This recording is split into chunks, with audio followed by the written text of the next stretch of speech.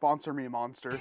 Dart Zone plays their hand at the 2026 Blaster game right after NERF, and XShot isn't going down quietly either. Both of them vying for your hard-earned money with some fantastic-looking foam flingers. Now, keep in mind, everything we're going to talk about isn't the entirety of 2026. It's just what was revealed at Toy Fair, and XShot, well, apparently they weren't at New York Toy Fair this year, so everything we talk about is just pictures that kind of leaked online. We don't know the full extent of what XShot has planned, and we don't even know the full extent of what they even actually shown off, because one of these blasters looks really good, but it might also be really deceiving. Meanwhile, you know, Dart Zone out there putting out what I think might be the best blaster of 2026, and maybe the best pro blaster we've ever had. Welcome, I'm Walcom, and if you missed it, I already talked about what NERF has to show off for 2026, but now we go to one of our favorites, Dart Zone. For those of you keeping track, Dart Zone is also most of Adventure Force. Adventure Force is Walmart's brand. Dart Zone makes exclusive blasters for Walmart. So a lot of these blasters are Adventure Force, and the crazy thing about that is, apparently these are coming out next month. I don't know if Dart Zone actually pays attention to me, but please, please send me an Axis Pro. I am so hyped for this blaster, you have no idea. Those of you who've been watching the channel for a while know why, but before we get to the big boy, we have to get to the small boys, starting with the brand new blaster, the Adventure Force Delta Pro. This is a $14, which is a pretty inexpensive blaster, especially for a pro-level performance blaster, or in this case, kind of like the semi-pro blaster range. It advertises a 120-foot range, so this isn't quite a full pro 200 FPS absolute destroyer of worlds, but it's not a stock ages 8 and up blaster either. And the Delta Pro is an inexpensive 6-shot NERF revolver that has a top slide prime and a stock attachment point on it. It doesn't look to have any kind of swing out cylinder or anything like that, unfortunately. You just front load it with 6 shots, pull the slide back, pull the trigger, fling a foam dart down range pretty hard. And with its decent capacity and range, as well as its kind of really attractive design style they have going on here, I really like the look of the Delta Pro. At a $14 price point, you really can't go wrong. It's not a true sidearm or anything like that. You can't operate this blaster one-handed, but it would make an effective secondary blaster for you.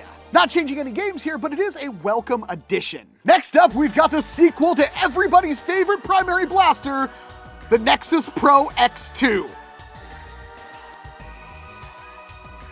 Corporate wants you to find the difference between these two blasters. Yeah, so the Nexus Pro X2 was leaked earlier with a $35 price point, which got a lot of people excited and also confused because the original Nexus Pro X was a $50 blaster, and that included everything plus the kitchen sink. And then we've got the Nexus Pro X2, which is cheaper and is pretty much the same blaster, but with less stuff. And that sounds bad, except for I also pointed out it's a $35 blaster. You're getting the same 200 feet per second velocity performance you know and love for less. And it's pink. A really smart move from Dart Zone here, because if you already skipped out on the original, maybe you didn't like the look of it, well, here's another one with slightly different furniture. That priming grip is wholly new for this one, but with less stuff, which is kind of a good thing because now you're spending less money and you're not buying stuff you might particularly not want. I mean, it still comes with the stock, still comes with the foregrip. Hopefully there's still a Picatinny rail under that foregrip so you can put whatever foregrip you want on it. There is no B-car, unfortunately. It just comes with the plastic version, which isn't as good, but that also means you can pick one up later or a different one if you choose. And you save 15 bucks on top of that. So it's now kind of like the cheapest entry point into proper foam flinging you could get. I say this wholeheartedly. If you don't know what foam blasters are capable of, maybe you're an airsoft kid or something like that, this is gonna blow your mind because we're talking like 200 feet per second velocities with a foam dart. So again, not a super exciting blaster, but it's not like a whole lot has changed since the original Nexus Pro X. That's still one of the best blasters you can get your hands on, and now you can get it for cheaper.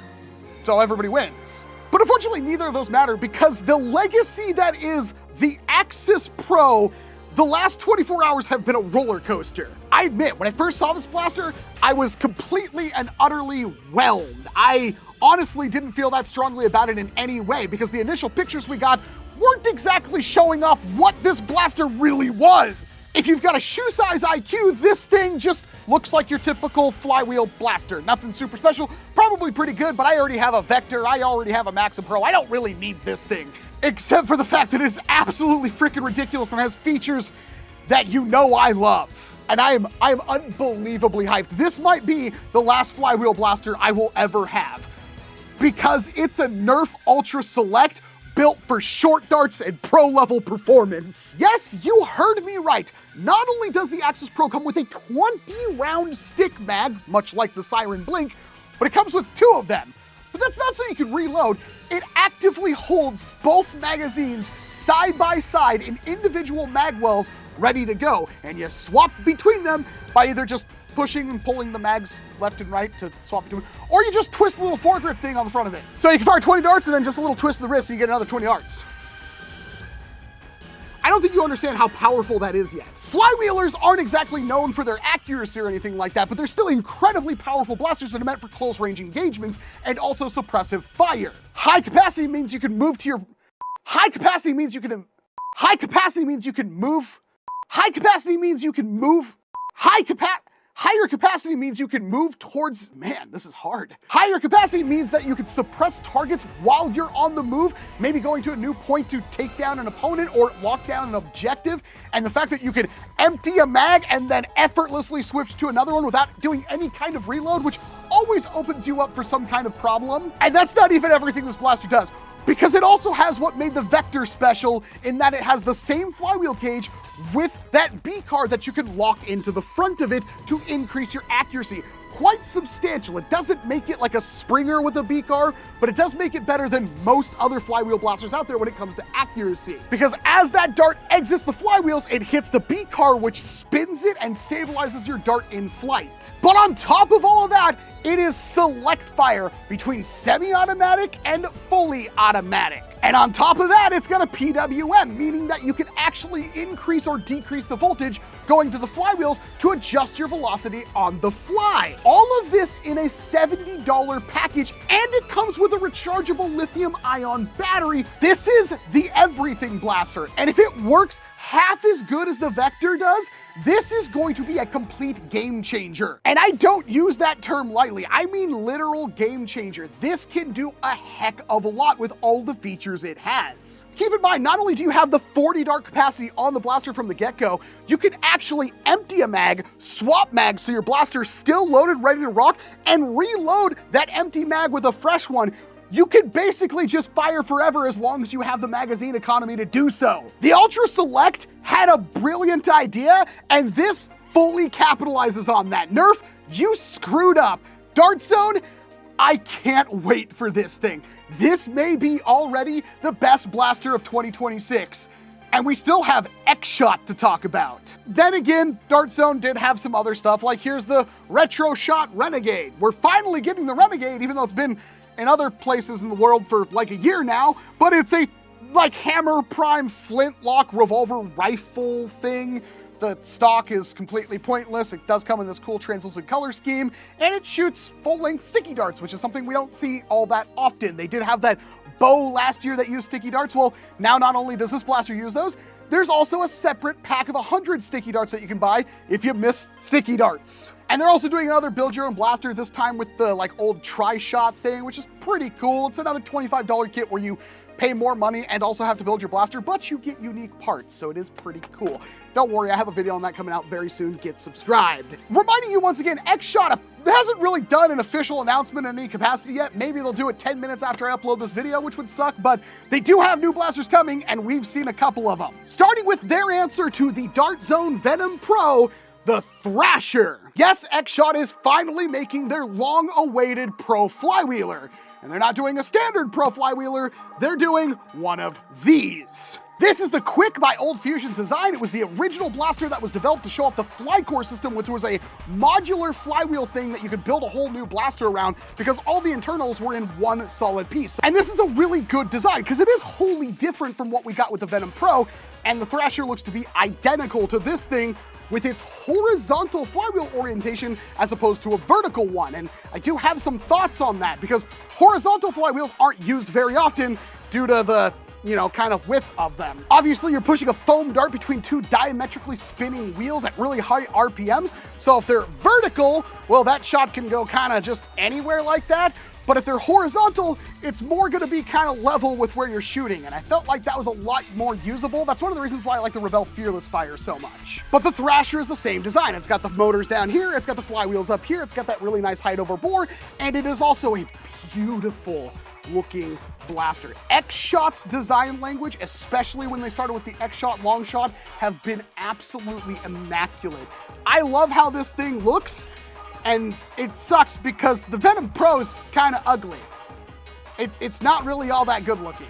And it does come with a rechargeable battery just like the Venom Pro.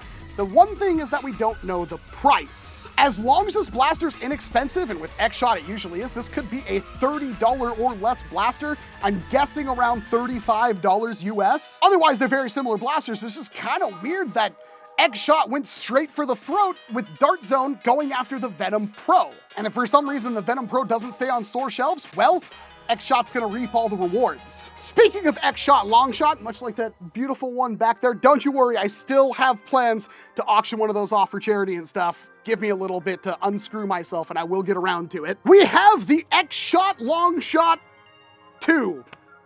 The sequel. Now this is actually really cool because while it is a much stronger blaster according to the box, hitting 200-foot ranges, which usually means around 200 feet per second velocities, historically the XShot Longshot has an issue. The poor thing tends to kind of destroy itself, which is a shame. XShot is more of like a budget-friendly brand, but lately, especially with the motorized piston pump, they've shown they can put out premium quality stuff. And even when they put out the motorized piston pump and it was absolutely amazing, people thought it was gonna suck because it's a historically difficult blaster archetype to master. With the AEB, there's a lot of things that can go wrong with that. And even the cheapest options out there, while kinda good, still had issues. Motorized piston pump is absolutely amazing though, and if you don't own one, you need to get one. With the XShot Longshot 2, they've upped that power, they've changed the design a bit while keeping everything that made the Longshot good. As you can tell from this picture, it actually includes still full-length magazines. Shooting apparently full-length darts at 200 feet per second is absolutely absurd, but I guess you can do it now. And it includes a B-car option, just like the motorized piston pump, which means you're gonna have far greater accuracy, something sorely missing from the original Longshot. And I have it under pretty good authority, XShot isn't gonna release another blaster that breaks itself. They're gonna try to refine the design, otherwise why make the Longshot 2 to begin with? And if you look at that plunger tube, well, it doesn't look like it's translucent plastic anymore. In fact, from this low quality image, the only image I could find, it looks like it's a metal one by chance. They could put an aluminum plunger tube in this thing just so they're like, hey, screw it, we're not gonna have this thing ever break on you. It'll break somewhere else before it breaks on the plunger tube. Again, this is all stuff that hasn't officially been revealed by XShot yet. There's no official information out on this. It's just pictures of boxes and blasters, and you can put two and two together. The last one though kind of breaks that trend because I was super excited for this blaster, and arguably I still am, and that's not a cope. But a lot of you are gonna be disappointed if what I found out after this is true, because we have one more new blaster coming from XShot, and it is the Spin Shot. Again, another pro blaster, this one being a revolver. We can see the hammer action on it, we can see the spring in the grip, we can see the cylinder, and we can see it comes with like 20 darts, and it advertises another 120-foot range, which means pretty much on par with what we get with the Outlaw. And there is some discussion here because it doesn't look like the Spin Shot comes with any extra cylinders or does any kind of cylinder ejection that the Outlaw does, because we only got this front shot of the box, unfortunately. We've got the model here holding the blaster, and then, well, we know it comes with a B-car because it's covering up the entire front of the revolver. But the other problem with that is that B-car is fully seated inside that barrel, so the actual barrel is like the cylinder, and that's it.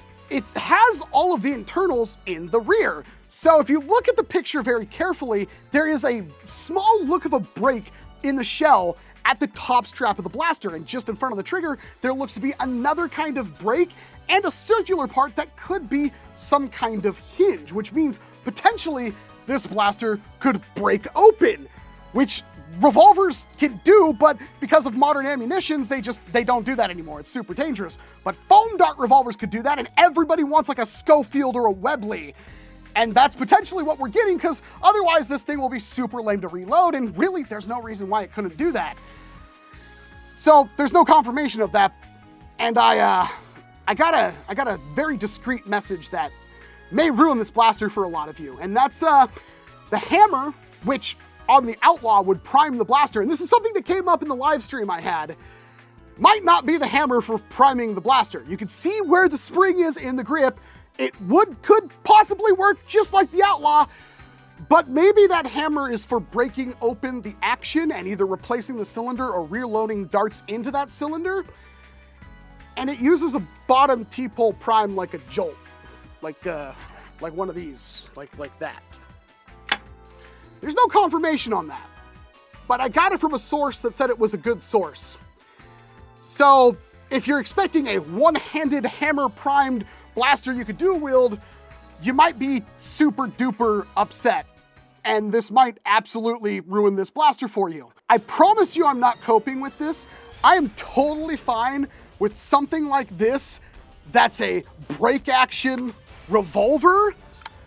I'm still really hyped for that. That's something I could still very much get behind. So while I am disappointed that this could be the reality, that it's not a one-hand operational blaster, even though the model on the box not only shows them using it one-handed, but there doesn't appear to be a T-pole grip or anything below the grip. We have no idea yet.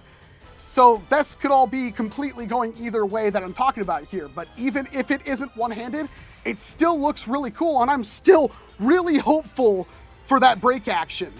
Worst case scenario is the hammer does nothing. It just maybe moves when you pull the trigger, and it's also got a T-prime pull, and you just front load the cylinder. That would be evil. But there is to say that maybe this blaster is also like a $15 blaster from XShot, because it could historically be a very inexpensive one. There's not a whole lot to this design. The B card does jump that price up quite a bit, but at the same time, the XShot Fury X was a SLAMFIRE mag-fed blaster. It was basically a magazine and darts, and a free blaster came with it to use those.